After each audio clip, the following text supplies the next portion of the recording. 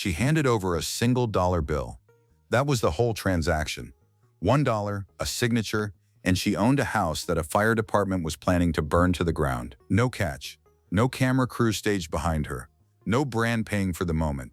She actually did it, and the story of how she got there, starting from a health insurance job in Kentucky and ending up in the middle of rural North Dakota with a condemned building and a set of tools she barely knew how to use, is one of those stories that makes you stop and reconsider what's actually possible. So who is Tia Weston? Let's go back to the beginning. Tia was born on January 16, 1995, and grew up in Fairdale, a working-class suburb just outside Louisville, Kentucky. Her parents are Brad and Cindy. She has a younger brother named Brent. Nothing about that upbringing pointed toward what she'd eventually do. What she was, though, was a competitor.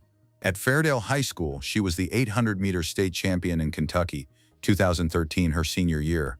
That's not nothing. She went on to run track and cross-country at Murray State University, earning Athlete of the Week honors during her time there.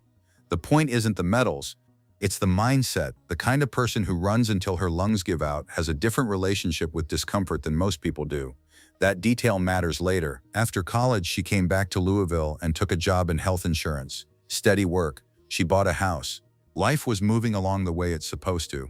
And then the pandemic hit. Here's the thing about 2020 and 2021 that a lot of people don't talk about. It wasn't just scary, it was financially brutal for regular workers. Healthcare costs went up, prices went up, salaries didn't. And for someone like Tia, making a health insurance worker's wage and carrying a mortgage on her own, the numbers started refusing to cooperate. I was living paycheck to paycheck, she said, and the mortgage is so high. She didn't spiral, she didn't complain online about it.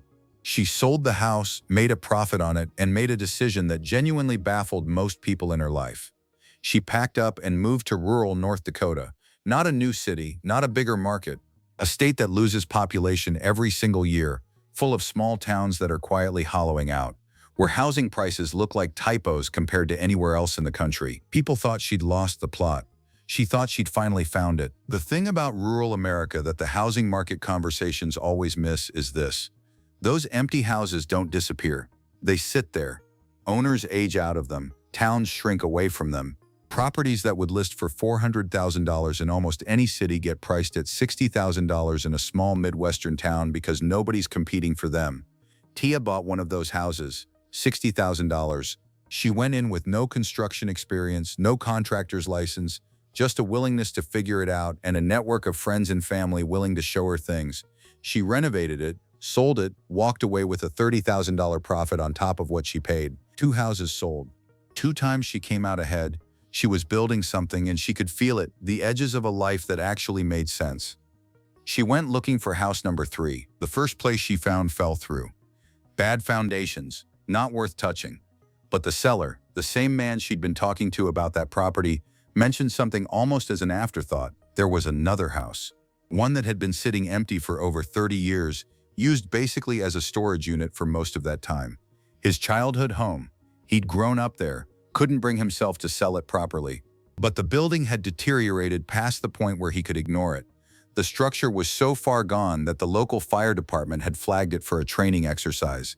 They were going to burn it. It was his childhood home, so I think he had some good memories of it, Tia has said. It was actually going to go to a fire training course, where they would set it on fire because it was in that bad shape and he didn't want to see that happen. He told her he'd hand it to anyone willing to fix it. She asked how much. He said $1. She said yes before he finished the sentence. They drew up the paperwork right there. A 2-bedroom house built in 1924, sitting on half an acre in Carson, North Dakota, with no running water, no heat, and no working electricity. Hers for $1. Let's be honest about the condition of this place. It had been used for storage since the early 90s. Over 30 years of sitting closed, unlived in, slowly taking on moisture and rot and the particular kind of quiet damage that nobody notices until you start opening walls and find out what's been happening behind them. No plumbing. Electrical that was either absent or so old it was a fire hazard in its own right. Zero heating system. Structural problems that announced themselves immediately once she started working. The house wasn't just neglected, it was hanging on by whatever the architectural equivalent of willpower is. Any contractor she showed it to would have had a long list of reasons to walk away. But Tia had already made peace with doing things that made other people uncomfortable, and she had the budget math on her side. I knew that it would be a lot of work, she said, but my mindset was that houses are expensive right now. Even if I was to spend like $30,000 on it, which is my goal for it, then I would still be in a significantly better place than if I was to buy just a normal house. She set the budget. She called in her people. She started filming. She wasn't trying to build a YouTube channel. She was just documenting the process, the way people document things when they're doing something they can't fully believe themselves. Pointing a camera at it, partly as proof, the content was raw, unglamorous. No crew, no cinematic B-roll, no graphic designer working on intros, just Tia, showing what the house looked like before, showing what she was doing to it, being honest when something went wrong. She didn't pretend to know what she was doing. She figured things out on camera and let people watch. People could not stop watching. By the time the mainstream press picked up her story in late 2024, she'd crossed 100,000 subscribers. That's already a meaningful number for a solo home renovation channel with no production budget. But it didn't stop there. It kept climbing.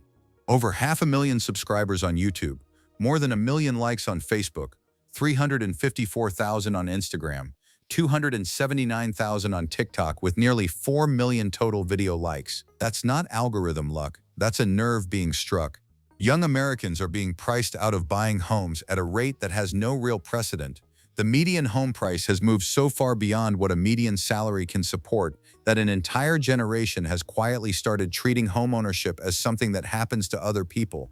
And here's this woman in her late 20s, in a state most people would never think to move to, with a house she bought for a literal dollar, putting in the work herself, week after week, showing her face, showing the mess, showing the progress.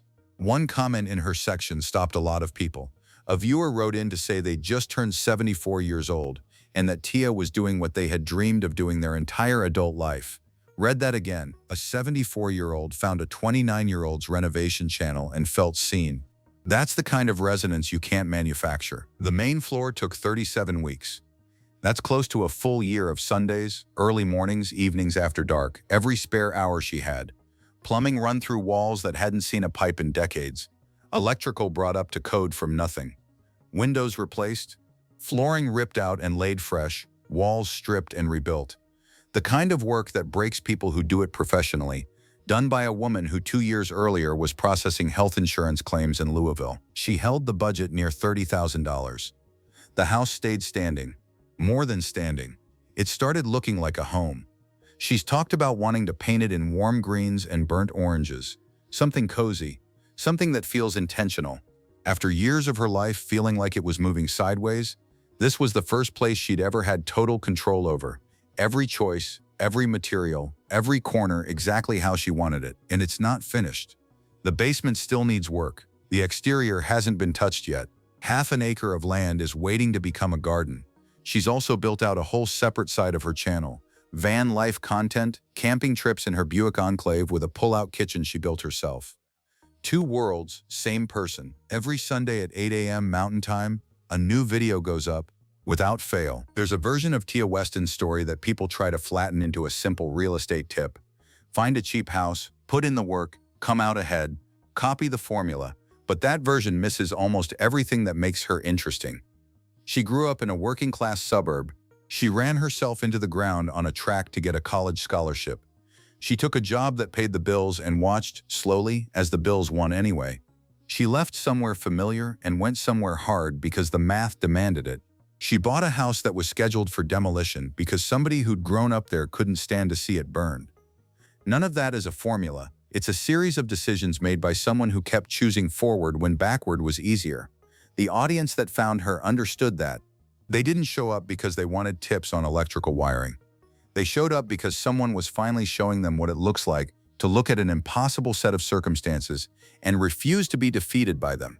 She put it simply herself once.